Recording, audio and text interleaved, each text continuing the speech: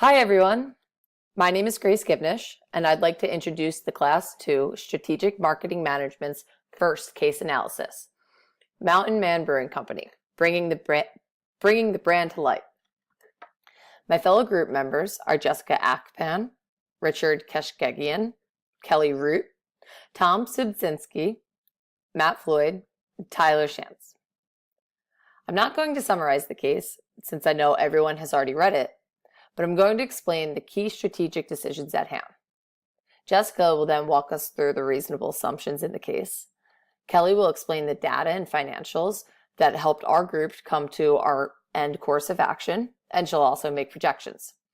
I'll point out the keys to Mountain Man Brewing Company's success, and Jessica will tie the assumptions and financials together with our group's recommendations.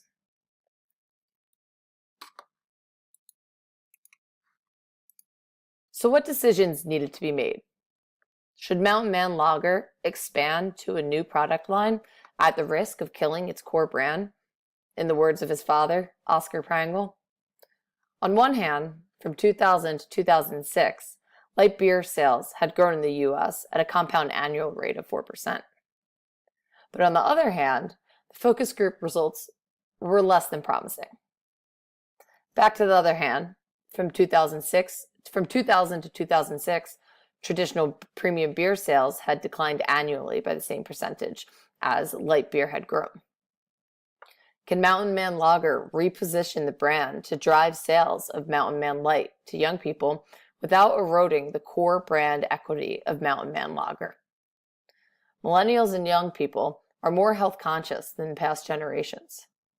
But before we decide on a strategy, let's first expand on our assumptions and then delve more thoroughly into the finances. In order to make a decision on whether to pursue the light beer, we must consider the assumptions derived from the data. We know that the light beer segment will continue to grow at a 4% rate with a decline in traditional beer. We know that Mountain Light will not cannibalize its existing lager. On the other end, we know that there is an assumed 2% decline in revenues attributed to lager, and that the light beer market share will grow at a rate of 0.25% annually.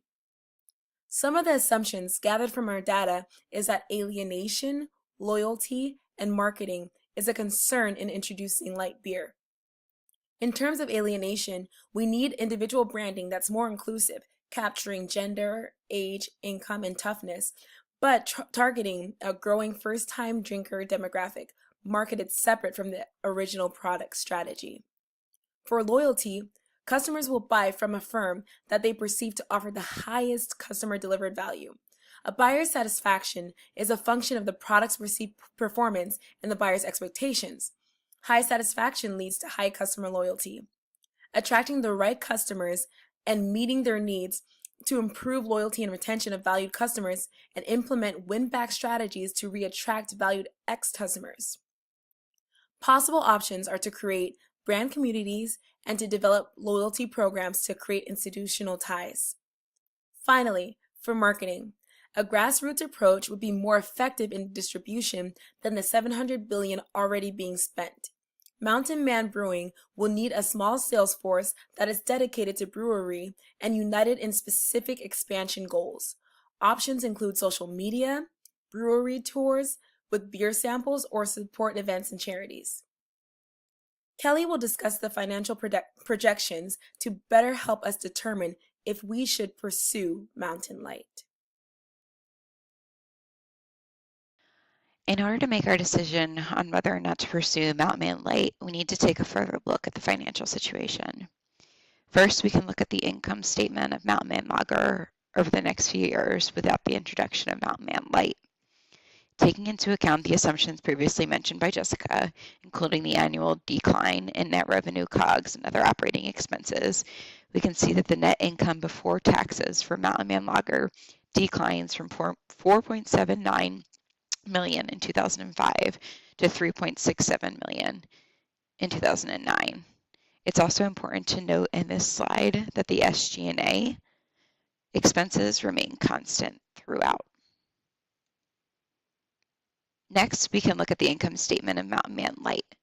Given all the financials provided in the case, including the constant annual growth rate for light beer of 4%, the cost of goods sold in this income statement is calculated by the price of Mountain Man Light times the estimated number of barrels sold, which we will break down in future slides.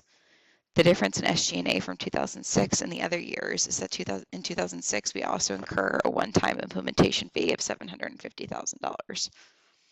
As you can see, the operating margin for year one after the introduction of light beer is negative, but by 2009, the operating margin for light has overcome the operating margin for the original product, Mountain Man Lager, a positive sign that we should consider the creation of Mountain Man Light.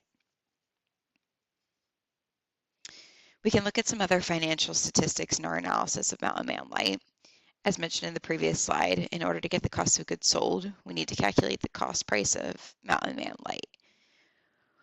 We find the gross margin per barrel of Mountain Man Lager by taking the revenue per barrel and subtracting out the variable cost per barrel to get a gross margin per barrel of lager of $30.07.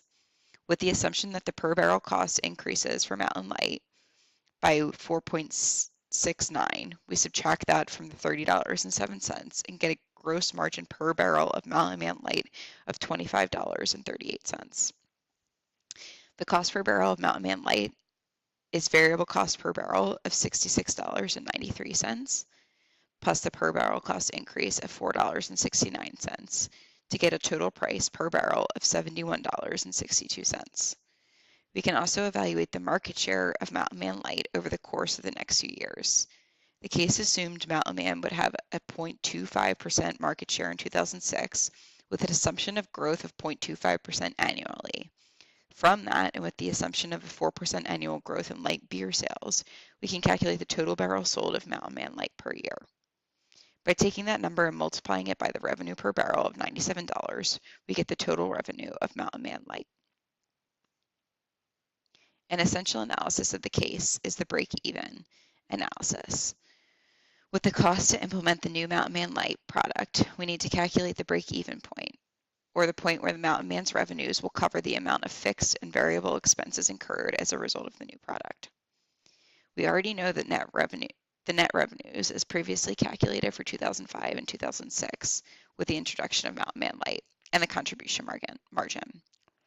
We calculate the gross margin by taking the 2006 net revenues and multiplying by 31% to get a gross margin of $15.3 million. To get the break-even volume of barrels, we take the SG&A cost of Mountain Man Light and divide by the gross margin per barrel of Mountain Man Light as previously calculated. From that, we get a break-even volume of barrels sold of 65,012 barrels, meaning that Mountain Man Light has to sell 65,000 barrels to break even by achieving more revenue than its initial cost of $1.65 million, which is the advertising of $750,000 plus the annual SG&A cost of $900,000.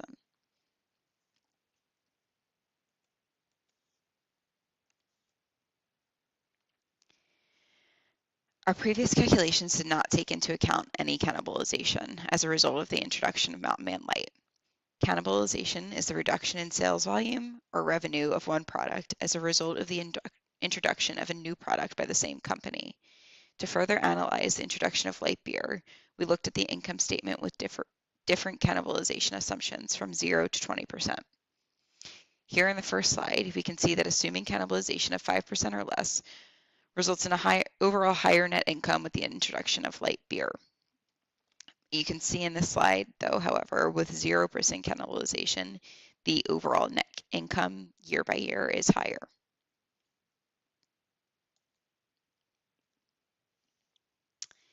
Next, if we look at the cannibalization of 10% and 20%, we can see that all scenarios result in a positive net income. But with the higher the cannibalization of lager sales, the lower the overall net income. Now for our recommendation.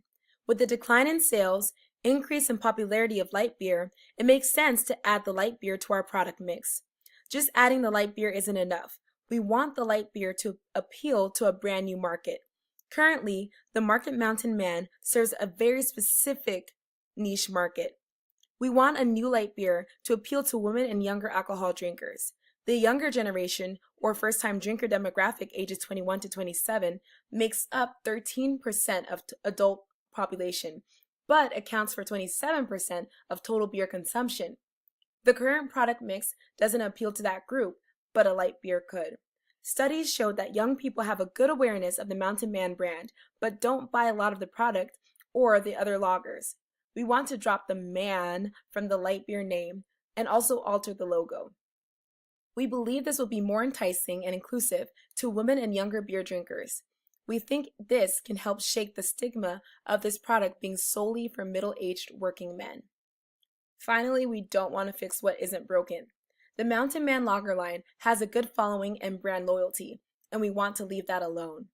The lager has a stronghold of the blue-collar market, and by altering the name and logo of the light beer line, this can help the two lines appear separate so one isn't cannibalizing the other. Thank you for the recommendations, Jessica. Now we will answer how to be successful.